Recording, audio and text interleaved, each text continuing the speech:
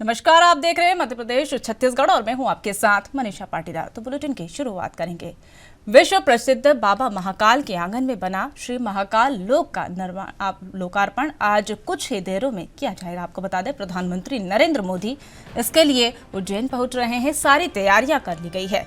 करीब 3.5 घंटे बाद प्रधानमंत्री नरेंद्र मोदी वहां पर रुकेंगे। आपको बता दें कि जनसभा को भी प्रधानमंत्री संबोधित करेंगे। प्रधानमंत्री नरेंद्र मोदी के आगमन और अद्भुत महाकाल लोक के लोकार्पण के लिए पूरे परिसर को फूलों से सजाया गया है।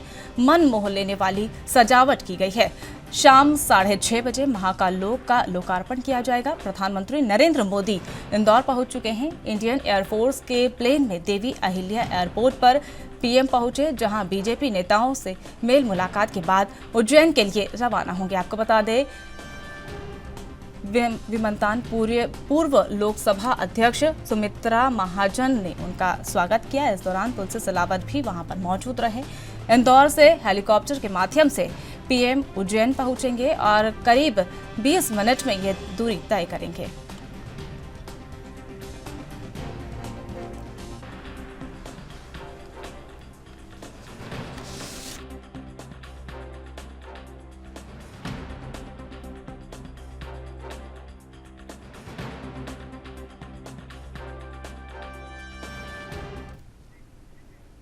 इस खबर पर और अधिक जानकारी के लिए हमारे संवाददाता विजेंद्र यादव हमारे साथ जुड़ चुके हैं। जी विजेंद्र, आज श्री महाकाल लोक का लोकार्पण करने के लिए प्रधानमंत्री वहां पर पहुंच रहे हैं और वहां पर अभी क्या स्थिति है, क्या कुछ अपडेट है? प्रधानमंत्री यहाँ पर अभी कुछ समय बाद पहुंचने वाले हैं। सबसे पहले वो महाकाल जाएंगे, महाकाल के गर्भगृह में जाकर दर्शन पूजन अर्चन करेंगे, वहीं पे वो ध्यान भी लगाएंगे। उसके पश्चात कार्तिक मेला ग्राउंड पर भी एक सभा का आयोजन किया गया है, जिसके लिए लाखों की संख्या में भीड़ यहाँ इकट्ठी की जा रही है और कई प्रदेशों से और कई अन्य प्रदेशों से और अन्य जिलों से यहाँ लोग पहुंच रहे हैं। बसों के द्वारा पहुंच रहे हैं, पैदल जा रहे हैं। सुरक्षा की पूरी व्यवस्था की गई है। एक से 2 किलोमीटर पहले ही जो वाहन है उनको रोक दिया गया है, पार्किंग कर दिया गया है और वहां से ही सारे जो लोग आ रहे हैं इन सब लोगों को पैदल ही सभा स्थल तक पहुंचना पड़ रहा है। महाकाल लोक का लोकार्पण करने जो नरेंद्र मोदी जी आ रहे हैं, ये इस लोक में 200 के करीब मूर्तियां हैं, 108 के करीब स्तंभ है, कमल सरोवर बना हुआ है। भगवान महाकाल का बाबा शिव का पूरा परिवार है। शिव विवाह से लेकर अन्य सारी मूर्तियां हैं, स्थापित की गई है। इस पे मूर्तियों का इतिहास जानने के लिए QR कोड लगाए गए हैं, इनका आदेश सुनने के लिए भी QR कोड लगाए गए हैं और भी कई सारी व्यवस्था इस महाकाल लोक के अंदर की गई है। देश के प्रधानमंत्री हैं, वो इसका कुछ समय बाद ही लोकार्पण करेंगे। इंदौर वो पहुंच चुके हैं और वहां से उज्जैन के लिए कुछ ही देर में रवाना आएंगे। सीएम चौहान बहुत बहुत धन्यवाद तमाम जानकारी साझा करने के लिए। प्रधानमंत्री नरेंद्र मोदी आज उज्जैन के 856 करोड़ की लागत से तैयार हुए महाकालेश्वर मंदिर कॉरिडोर विकास परियोजनाओं के पहले चरण का लोकार्पण करेंगे। प्रधानमंत्री महाकाल लोक के उद्घाटन को आपको बता दें कि प्रतीकात्मक रूप से शिवलिंग का अनावरण करेंगे। महाकाल लोक के निर्माण से मंदिर का कुल क्षेत्रफल वर्तमान में 2.82 हेक्टेयर से बढ़कर 20 हेक्टेयर से अधिक हो गया है। प्रधानमंत्री नरेंद्र मोदी आज महाकाल लोक का लोकार्पण करने उज्जैन पहुंच रहे हैं, जिनके लिए सारी व्यवस्थाएं कर दी गई है। जानकारी मुताबिक बता दें कि बाबा महाकाल के दर्शन करने पे वो गर्भगृह और नंदीगृह में पहुंचेंगे। उसके बाद में साक्षी गोपाल जो यहाँ के बहुत प्रसिद्ध मंदिर हैं, जिनके बिना दर्शन अधूरे माने जाते हैं, उनके दर्शन करने भी यहाँ पहुँचेंगे। साक्षी गोपाल के जो मंदिर के पुजारी हैं, उनसे हम चर्चा करते हैं कि किस प्रकार से मंदिर के अंदर व्यवस्था कर रखी है और कितने समय से ये व्यवस्थाएँ चल रही हैं और क्या है उनको यहाँ मोदी जी के आने की क्या क्या संभावनाएँ बनी हुई हैं। आज जो कि माननीय प्रधानमंत्री महोदय जो कि आज महाकाल लोक का जो लोकार्पण करने आ रहे हैं और महाकाल मंदिर में काफ़ी समय से उनके आने की चर्चा रही है और जो मंदिर में विद्युत सज्जा और आकर्षक जो भव्यता प्रदान की गई है कलाकारों द्वारा, तो आज हमें बहुत गर्व हो रहा है इस बात का कि माननीय प्रधानमंत्री महोदय हमारे बीच आएंगे और गर्भगृह के दर्शन के बाद श्री साक्षी गोपाल जी के दर्शन करने परिसर में आएंगे, ऐसा लग रहा है हमको। और आए और उनकी जो साक्षी गोपाल जी गवाही दे और बहुत अच्छा आज हमें इतना आनंद का अनुभव हो रहा है कि जो आज माननीय महोदय जी हमारे बीच आ रहे हैं और साक्षी गोपाल के दर्शन भी करने ज़रूर आए, इससे हम अच्छा लगता है। जैसा कि बताया जाता है, यहाँ के महाकाल की एक मान्यता भी है और परंपरा भी है कि जो भी लोग यहाँ महाकाल दर्शन करने पहुँचते हैं उन्हें साक्षी गोपाल के साथ सिद्धिविनायक भी दर्शन करने होते हैं। लेकिन देखते हैं कि देश के प्रधानमंत्री नरेंद्र मोदी जी आज साक्षी गोपाल के दर्शन करने मंदिर पहुँचेंगे या नहीं। अगर वो पहुँचते हैं तो इसका समय समय पर हम अपडेट आपको देते रहेंगे। उज्जैन से विजेंद्र यादव, एनबी न्यूज़। आदि अनंत भगवान महाकाल की नगरी उज्जैन में शाम को प्रधानमंत्री नरेंद्र मोदी द्वारा नवनिर्मित नव्य भव्य श्री महाकाल लोक देश को समर्पित करने जा रहे हैं। आपको बता दें, महाकाल लोक के लोकार्पण के पहले मुख्यमंत्री ने शिवराज सिंह चौहान उज्जैन पहुंचे हैं, जहां पूजा अर्चना की। इस दौरान मुख्यमंत्री शिवराज सिंह चौहान की पत्नी साधना सिंह चौहान भी उनके साथ मौजूद रही। आपको बता दें कि मुख्यमंत्री ने महाकाल मंदिर के अलावा गणेश मंदिर, अन्य मंदिर और शिप्रा नदी के रामघाट पर पहुंचकर पूजा अर्चना की। इस मौके पर केंद्रीय मंत्री नरेंद्र सिंह तोमर, अन्य केंद्रीय मंत्री, राज्य मंत्रिमंडल के सदस्य, बीजेपी के प्रदेश अध्यक्ष विष्णुदत्त शर्मा और अन्य पदाधिकारी के अलावा वरिष्ठ प्रशासनिक अधिकारी और पुलिस अधिकारी भी उनके साथ मौजूद रहे।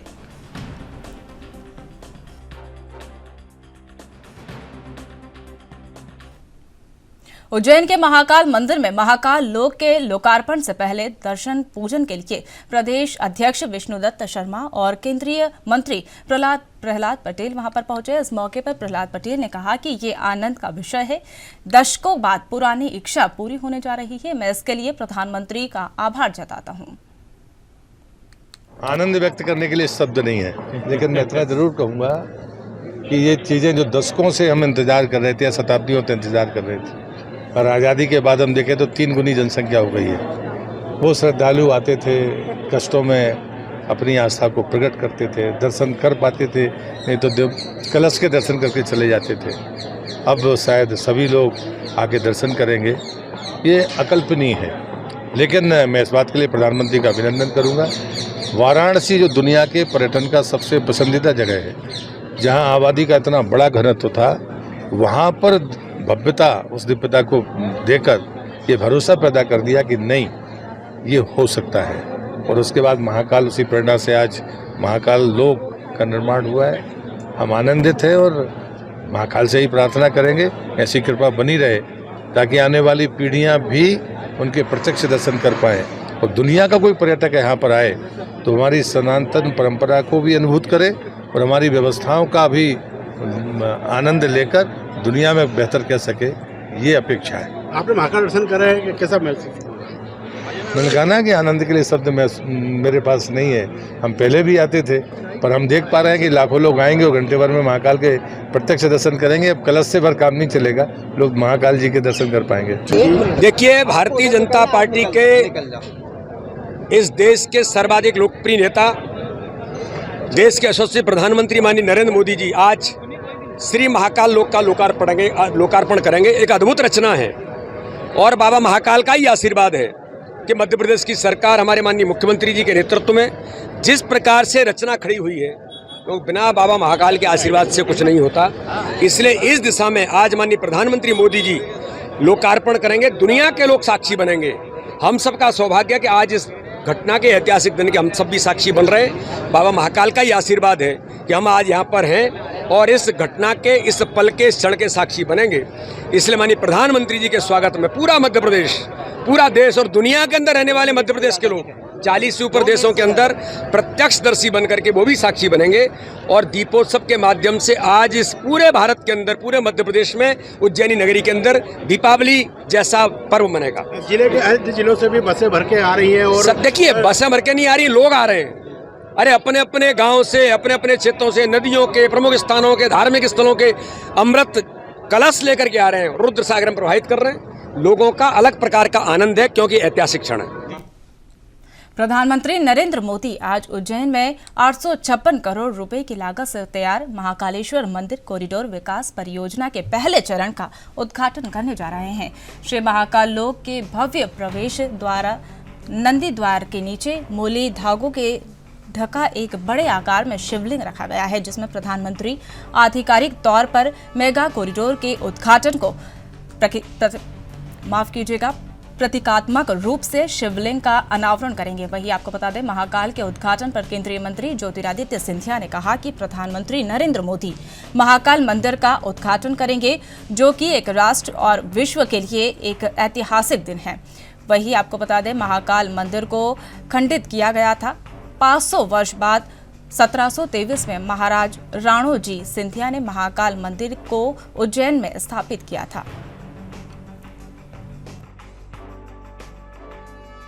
उज्जैन वासियों के लिए केवल नहीं, मध्य प्रदेश के सभी वासियों के लिए केवल नहीं, लेकिन ये अतिशयोक्ति नहीं होगी अगर मैं कहूँ कि राष्ट्र के लिए और विश्व के लिए एक ऐतिहासिक दिन है। बाबा महाकाल के मंदिर को एक भव्य रूप आज प्रधानमंत्री जी के नेतृत्व में दिया जा रहा है और मेरे लिए स्वतः यह एक बहुत भावनात्मक समय है, क्षण है, क्योंकि इल्तुतमिश के द्वारा जब बाबा महाकाल के मंदिर को खंडित किया गया था, तोड़ा गया था, 500 वर्ष बाद 1723 में महाराजा राणोजी राव महाराज सिंधिया ने भगवान महाकाल के मंदिर को उज्जैन में स्थापित किया था और उसके बाद सिंधिया परिवार की कई पीढ़ियों ने, चाहे महाजी महाराज हो, माधवराव महाराज प्रथम हो, इस मंदिर का जीर्णोद्धार और एक भव्य रूप देने में अपना योगदान दिया है। प्रधानमंत्री जी का जो संकल्प है कि भारत को केवल एक आर्थिक शक्ति के रूप में नहीं, लेकिन भारत को एक आध्यात्मिक शक्ति के रूप में विश्व पटल पर हमें उजागर करना है। प्रधानमंत्री नरेंद्र मोदी द्वारा आज मध्य प्रदेश के उज्जैन में 856 एकड़ रुपए की महाकालेश्वर मंदिर कॉरिडोर विकास परियोजना के पहले चरण का उद्घाटन किया जाएगा। इस परियोजना के माध्यम से मध्य प्रदेश में इस तीर्थ नगरी में पर्यटन को बढ़ावा मिलने की उम्मीद भी जताई जा रही है। यह कॉरिडोर सनातन धर्म की झलक को प्रदान करता है। आपको बता दें, 9 से 18 फीट की 76 बड़ी मूर्तियां, लगभग 110 छोटी मूर्तियां स्थापित की गई है। जानकारी के अनुसार महाकाल लोक के नंदी द्वार के नीचे मोली से लिपटा एक विशाल शिवलिंग रखा गया है। छत्तीसगढ़ के प्रवर्तन निदेशालय ने बड़ी कार्रवाई की है। यह मुख्यमंत्री भूपेश बघेल के करीबी अफसरों के 12 ठिकानों से ज्यादा कई ठिकानों पर ईडी ने छापेमार कार्रवाई की गई है। यहाँ पर सुबह 7:30 बजे से यह कार्रवाई शुरू हो गई थी। फिलहाल ईडी की टीम इन ठिकानों पर मौजूद है। आपको बता दें, इस छापेमारी में ईडी ने रायपुर कलेक्टर रानू साहू के घर पर रेड की है। वहीं सुबह से चल रही कार्रवाई में ईडी की टीम के दर्जन भर से ज्यादा अधिकारी शामिल है। वहीं रायगढ़ के गांजा चौक निवासी नवनीत तिवारी के घर पर भी छापा मारा है।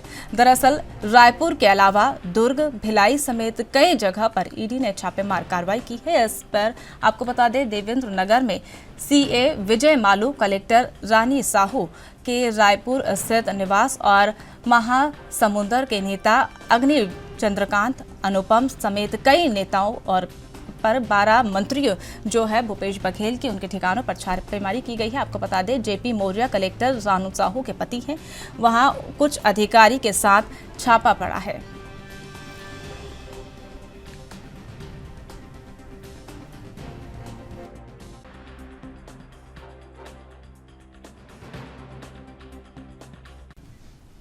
छत्तीसगढ़ में ईडी की कार्रवाई पर मुख्यमंत्री भूपेश बघेल ने बीजेपी और केंद्र सरकार पर निशाना साधा है। मुख्यमंत्री भूपेश बघेल ने मीडिया से बातचीत करते हुए कहा कि भारतीय जनता पार्टी सीधे लड़ नहीं पा रही है, इसलिए ईडी और आईटी के माध्यम से लड़ने की कोशिश कर रही है। पहले भी कह चुका हूं, ये फिर से आएंगे और ये आखिरी नहीं करेंगे। आपको बता दें, ये इसके बाद और आएंगे और चुनाव जैसे जैसे नजदीक आएगा इनका दौरा और बढ़ेगा। डराने धमकाने का काम है, इसके अलावा और कुछ नहीं है। तो वहीं कांग्रेस नेता के नक्सली कनेक्शन के मुद्दे पर भी बीजेपी प्रदेश अध्यक्ष अरुण साव द्वारा केंद्रीय गृह मंत्री को पत्र लिखने पर मुख्यमंत्री भूपेश बघेल ने कहा कि नक्सली के साथ बीजेपी के साठगांठ रहे हैं, उनके पुराने इतिहास को उठाकर भी देखिए।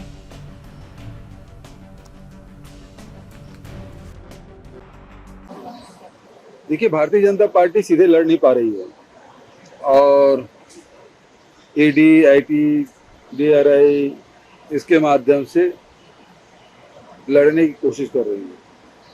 मैं पहले ही कह चुका हूँ कि ये फिर आएंगे और ये आखिरी नहीं है, इसके बाद और आएंगे। चुनाव जैसे जैसे नज़दीक आएगा इनकी यात्राएं, इसके दौरा और बढ़ेंगे और डराने धमकाने का ही काम है, इसके अलावा और कुछ नहीं।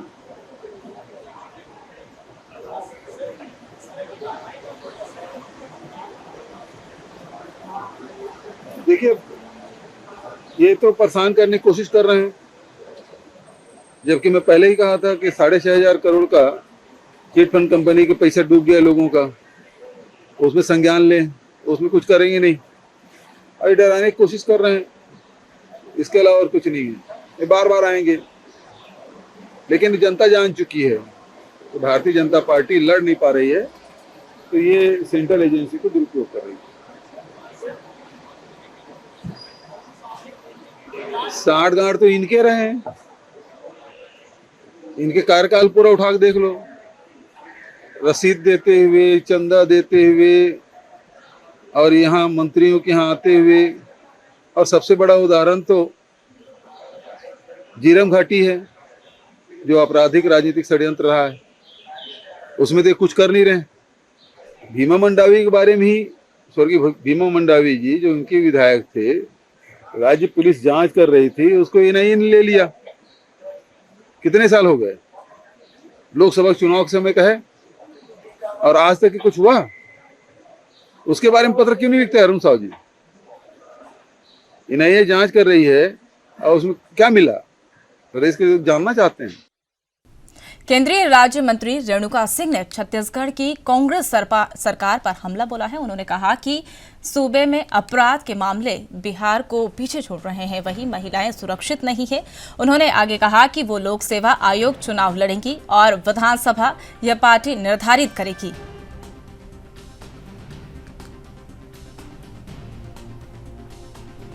छत्तीसगढ़ बहुत शांत प्रदेश माना जाता था, लेकिन ये भूपेश बघेल जी की सरकार में पिछले सालों से देखा जा रहा है कि छत्तीसगढ़ में जो क्राइम की स्थिति है बिहार को पीछे छोड़ दिया है। यहाँ पर महिलाओं की बिल्कुल सुरक्षा नहीं है। बैकुंठपुर में भी इसी प्रकार की जो कोरिया जिले में जो गैंग रेप हुआ, इसके ठीक पहले सूरजपुर में भी एक ट्राइबल लड़की के साथ गैंग रेप हुआ। दुर्भाग्य की बात कि इन दोनों रेप कांड में कांग्रेस के पदाधिकारी ही शामिल हैं। तो आज केवल ये 2 जिले की ही बात नहीं, पूरे प्रदेश भर में इस प्रकार की घटनाएं लगातार बढ़ती जा रही हैं। गुंडागर्दी बढ़ रही है।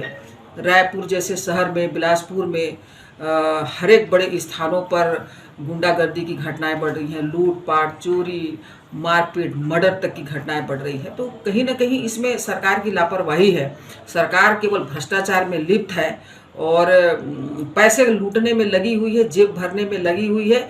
ये जनता की तरफ इनका बिल्कुल भी ध्यान नहीं है। जनता की तरफ से ये बिल्कुल लापरवाह नजर। मध्य प्रदेश, आप माफ कीजिएगा, छत्तीसगढ़ के रायगढ़ में बीजेपी की शंखनाद परिवर्तन यात्रा पद यात्रा के अंतिम दिन बीजेपी कार्यालय में प्रेस वार्ता का आयोजन किया गया। आपको बता दें कि प्रदेश अध्यक्ष अरुण साव ने बघेल सरकार पर जमकर निशाना साधा है। उन्होंने कहा कि प्रदेश में कांग्रेस के सरकार के 4 साल पूरे हो चुके हैं, परंतु चुनाव के पहले जो वादे कांग्रेस ने किए थे वो अभी भी अधूरे हैं। कांग्रेस की विफलताओं को गिनाते हुए उन्होंने कहा कि तहसील कार्यालय को लेकर तमाम सभी शासकीय कार्यालय के भ्रष्टाचार का आलम बना हुआ है।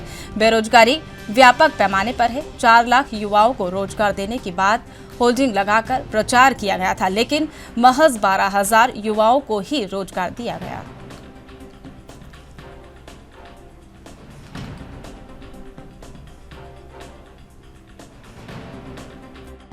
पर 42 किलोमीटर की पद यात्रा शंखनाद परिवर्तन के लिए आयोजित किया।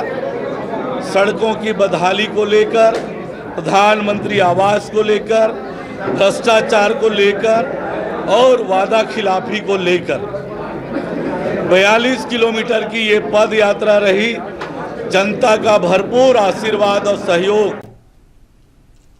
छत्तीसगढ़ में पारंपरिक खेल गतिविधियों को ग्रामीण और शहरी क्षेत्र प्रोत्साहित करने, प्रतियोगिताओं में को मंच प्रदान करने और उसमें खेल के प्रति जागरूकता बढ़ाने और खेल को भावना का विकास करने के लिए छत्तीसगढ़ शासन द्वारा छत्तीसगढ़ी ओलंपिक 2022 का आयोजन पूरे ग्रामीण और शहरी क्षेत्रों में किया जा रहा है, जो पूरे छत्तीसगढ़ सरकार की एक सराहनीय पहल है।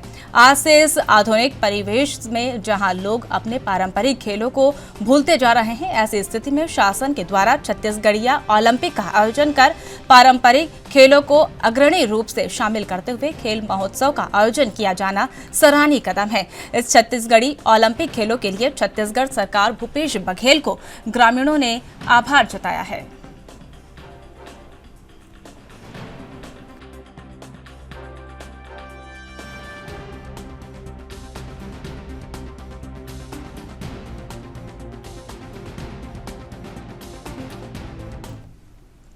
छत्तीसगढ़ के मुख्यमंत्री भूपेश बघेल की पहल पर छत्तीसगढ़ी संस्कृति के लोगों से जुड़े रखने और स्थानीय खेलकूदों को बढ़ावा देने के लिए छत्तीसगढ़िया ओलंपिक का आयोजन किया जा रहा है। इसके अंतर्गत 14 प्रकार के पारंपरिक खेलों को शामिल किया गया है, जिसमें हर वर्ग के लोग शामिल हो रहे हैं। इस खेल प्रतियोगिता के अंतर्गत छत्तीसगढ़ के पारंपरिक खेल जैसे गिल्ली डंडा, पिट्टूल, कबड्डी, खो खो, 100 मीटर लंबी कूद और ऊंची कूद जैसे आदि गेम शामिल है। आपको बता दें कि महिला और पुरुष प्रतिभागी उत्साह के साथ इस उत्सव में भाग ले रहे हैं। आपको बता दें प्रतियोगिता गांव से लेकर राज्य तक होती रहेगी, जिसकी शुरुआत राजीव युवा मितान क्लब स्तर से शुरू हुई है।